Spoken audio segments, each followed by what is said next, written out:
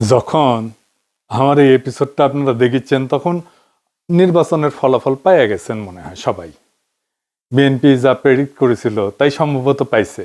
200-র বেশি সিট, কোথায় যেন দেখলাম 208টা। বিএনপি সরকার গঠন করবে। আমাদের তো বিজয়ী দলকে মুক্ত কণ্ঠে অভিনন্দন জানানো উচিত, তাই না? কিন্তু জানাইতে পারতেছি না মুক্ত কণ্ঠে। অভিনন্দন জানাই, অভিনন্দন জানাবো, কিন্তু মুক্ত কণ্ঠে জানাইতে পারতেছি না, কারণ আজকে আপনারা জিতছেন কিন্তু ইতিহাস অন্যদিকে হাঁটতেছে। কিছু বিষয়ের কারণে এই ভোটের গায়ে এমনভাবে কালি লেগে গেছে যে এটা খুবই খারাপ একটা কাজ হয়েছে। খারাপ কাজটা কি সেটা আমরা আস্তে আস্তে আলাপ করব। এইটার দরকার ছিল না এইভাবে কারচুপি করার। ভোটটা সুষ্ঠু হয়েছে কিন্তু রেজাল্ট সুষ্ঠু হয় নাই। 10:30 পর্যন্ত রেজাল্ট আসতেছে মোটামুটি 2 জোট পাশাপাশি আগাইতেছে, 3-4টা সিটের গ্যাপ। কখনো এই জোট একবার আগে, কখনো আরেক জোট একবার আগে, তারপরে সব বন্ধ বেশ কিছুক্ষণ, ঘন্টা 2-1। তারপরে তত্তর করে বিএনপি আগে যেতেছে। আর জামাত জোট মনে হয় ঢাকার জ্যামে আটকেছে, আর নড়ে না, নড়ার চড়ার কোনো নাম নাই, ওইখানেই থাকলো। 40 থেকে বিএনপি 208 হইল। আচ্ছা বলেন তো, কখনো এভাবে ডেটা ফাংশন করে?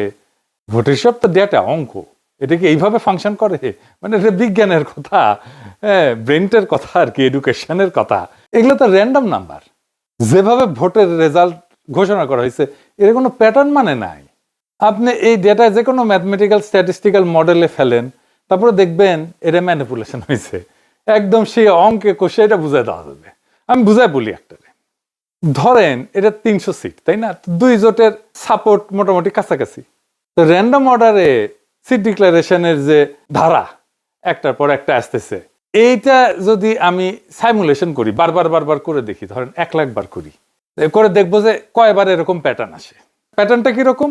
যে 10:30 পর্যন্ত নেক টু নেক ফাইট চলতেছে, তারপরে টোটাল ফ্রিজ একদিকে, আর একদিকে ম্যাসিভ অ্যাক্সেলারেশন, দাম করে উঠে গেছে উপরে।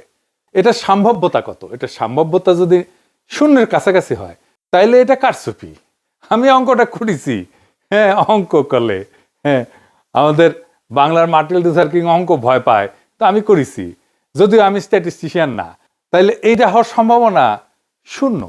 মানে 1,90,000 বিলিয়ন কোটি বার যদি আপনি এটা করেন তাহলে একবার আপনি এটার চান্স আছে। মানে বুঝেছেন তো এডিটর সাহেব? লিখে দেন 1,90,000 বিলিয়ন কোটি বার আপনি যদি এটা সাইমুলেট করেন, প্রায় অসীম সংখ্যায়, তাহলে একবার এটা হওয়ার সম্ভাবনা আছে। এই এই এই নির্বাচনে যেটা হয়েছে, কি রেকর্ড দেখেছেন? গিনেস বুকে ঠাঁই পাবে বিএনপি দল হিসেবে। এবং তাদের বুদ্ধিজীবীরা এইরকম আসন সংখ্যার কথাই কিন্তু বলছে, 200-র বেশি পাবে বলছে না? বলছে জামাত এনসিপি 80টার মতো পাবে, তাই হয়েছে। আমার প্রশ্ন হইতেছে এত নিখুঁত প্রেডিকশন কেমনি করলো? তার মানে আগে থেকে সাজানো ছিল, তাই না? আচ্ছা এই যে 208টা সিট যে পেল, এইরকম আওয়াজ কি বিএনপির ছিল যে 208টা সিট পাবে? ইলেকশনে মাঠে ছিল, বরং উল্টাটা ছিল। এই লেভেলে জিততে হইলে তো একটা ইস্যু লাগে রে ভাই, বড় ইস্যু লাগে, যে ইস্যুতে সারা দেশ র্যালি করবে। 2008 সালে ইস্যু ছিল বিএনপির দুর্নীতি, সেজন্য আওয়ামী লীগ জিতেছিল, এরকম জিতেছিল। 70-এর নির্বাচনে ছিল স্বায়ত্তশাসন, এজন্য মুজিব জিতেছিল। এইবার কি ছিল? Family card. মানে মানুষ পাগল হইয়া ফ্যামিলি কার্ডের জন্য ছাপ্পর ফাইরা ভোট দিছে।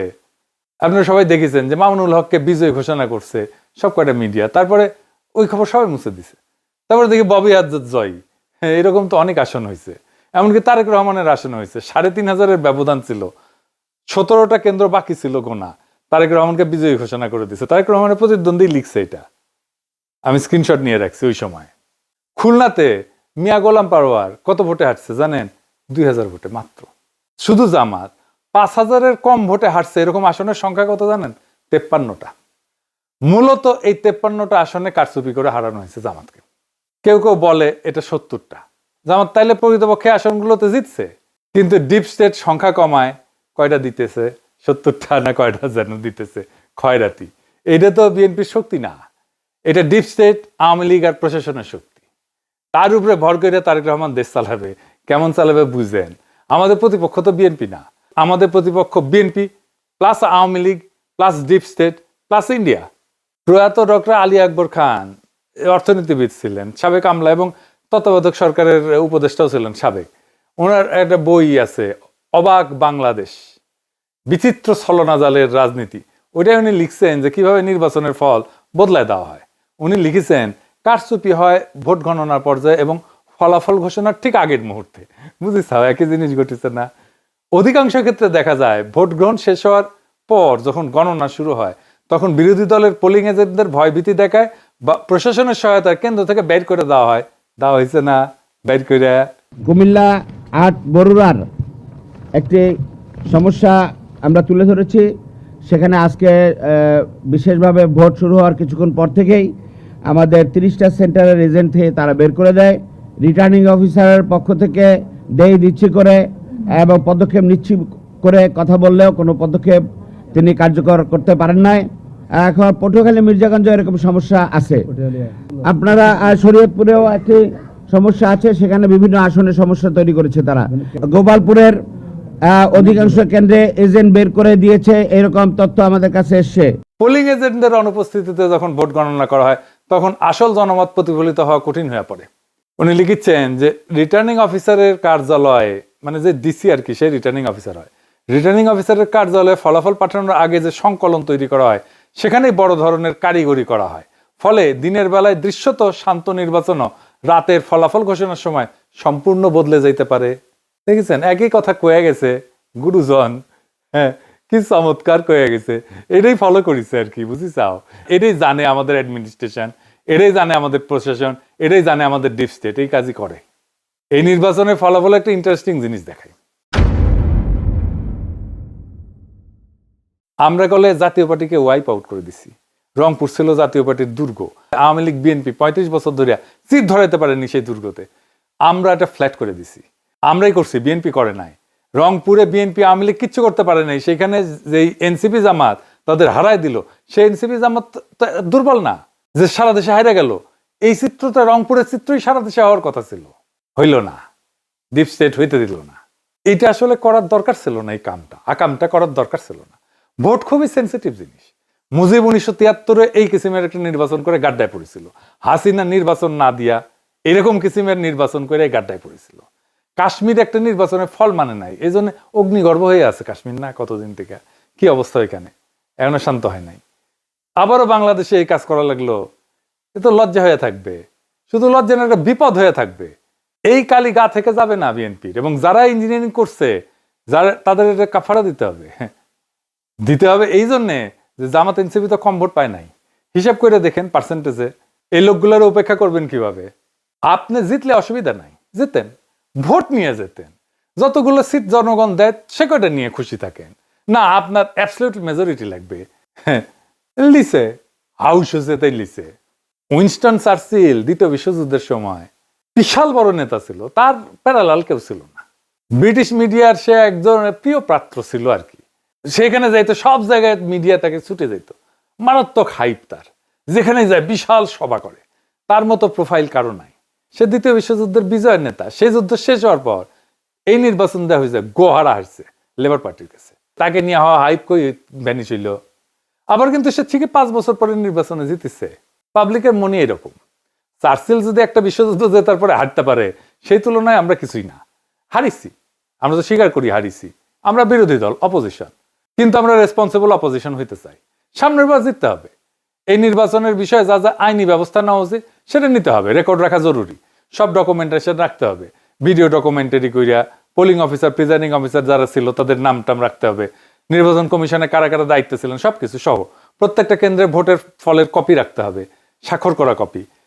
এই নির্বাচনে যা যা অনিয়ম হয়েছে সেটা ভিডিও ডকুমেন্টারি, ক্লিপ, অডিও সব আর্কাইভ করে রাখতে হবে।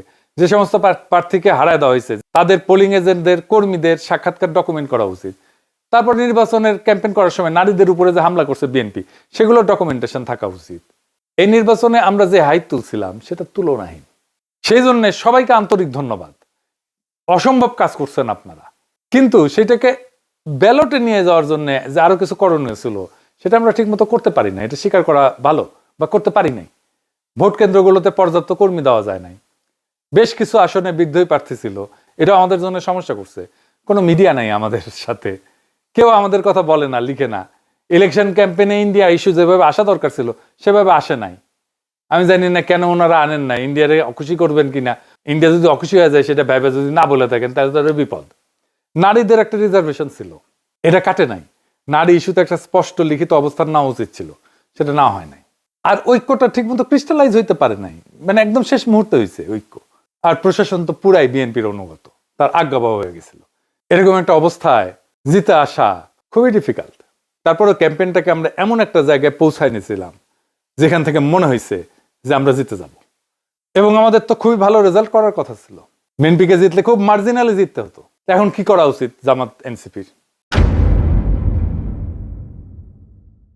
এখন করণীয় হইতেছে 3টা রাজনৈতিক এজেন্ডাকে কেন্দ্র করে জোটের রাজনৈতিক ভিত্তিকে সংগঠিত করা। 1 নাম্বার, একটা রেসপন্সিবল অপোজিশনের ভূমিকা নেওয়া। আমরা রেসপন্সিবল অপোজিশন হইলে আওয়ামী লীগ ফেরার রাস্তা বন্ধ হয়ে যাবে। এখনই নতুন সরকারের বিরুদ্ধে আন্দোলন সংগ্রাম করে খড়গহস্ত হওয়া উচিত হবে না। আমরা দেখি কি ডেলিভার করতে পারে বিএনপি। এই সরকার চালানো বিএনপির জন্য হানিমুন পিরিয়ড হবে না, অত্যন্ত জটিল হবে সরকার চালানো। আর যা যা প্রতিশ্রুতি দিছে সেগুলো ডেলিভার করতে ওদের ঘাম ছুটে যাবে। জামাত এনসিপি আন্দোলন করলে বলবে ওদের জন্য আমরা কাজ করতে পারি নাই, দায় চাপে দেবে আপনার উপরে। 2 নম্বর হইতেছে এই বিএনপি শাসন চালাইতে গেলে ভুল করবে, মিস্টেক করবে, অত্যাচার করবে, নিপীড়ন করবে, নির্যাতন করবে। আপনারা একটা হাসিনা 2 রেজিম দেখতে পারবেন। সেইখানে আমাদের খুবই ক্যালকুলেটিভ আন্দোলন গড়ে তুলতে হবে। এই যে দেখেন, ইলেকশনে জিতে আওয়ামী লীগের স্লোগান দিতেছে বিএনপি, একটা দুইটা শিবির ধরে ধরে জবাই কর।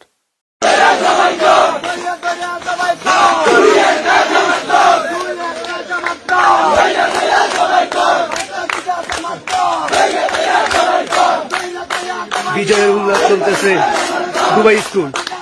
শুনেছেন? শুধু তাই না, আজকে শিবির নেতাদের বাসায় হামলা করতেছে।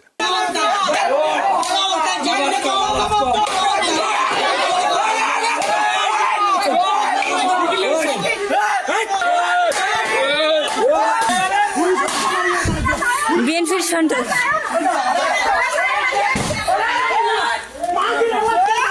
বিএনপির সন্ত্রাস সকল। আপনি আর একটা আওয়ামী শাসন দেখবেন, লিগে রাখতে পারেন। আমরা আবার আগের সেই জায়গায় ফিরে গেলাম, 2008 সালে ফিরে গেলাম। এরপরের সময়গুলোও আবার রিপিট হবে। এবার হবে দ্রুত। হাসিনা 15 বছরে যা যা দেখছেন তা বছর 2-এর মধ্যে দেখে ফেলবেন। তারেক রহমানের যদি স্টেবিলিটি প্রায়োরিটি হইতো তাহলে ভোটটা তিনি ফেয়ার হইতে দিতেন। মানুষ একটা পরিবর্তন চাইছিল, তিনি পরিবর্তনটা ঠেকাই দিলেন। এবার কি আদৌ পরিবর্তনকে ঠেকায় রাখা যায় না। আর 3 নাম্বার স্ট্র্যাটেজি হইতেছে আজকে যেই শক্তি জামাত আর এনসিপির পিছনে দাঁড়াইছে সেই শক্তিকে সংহত কইরা পরের নির্বাচনের জন্য আজ থেকে প্রস্তুতি নেওয়া উচিত। এই নির্বাচন কিন্তু দেখাই দিল যে বাংলাদেশ এখনো গণতান্ত্রিক পরিপক্কতায় পৌঁছায়নি, কিন্তু এই ভোট প্রমাণ করলো একটা বিকল্প শক্তি উঠে এসছে। এই শক্তিকে আর থামানো যাবে না। আর বিএনপি যেহেতু আওয়ামী লীগ আর হাসিনার দেখানো পথেই যাইতেছে, তাই সে হাসিনার অন্তিম যে লক্ষ্য সেটার দিকেই যাবে।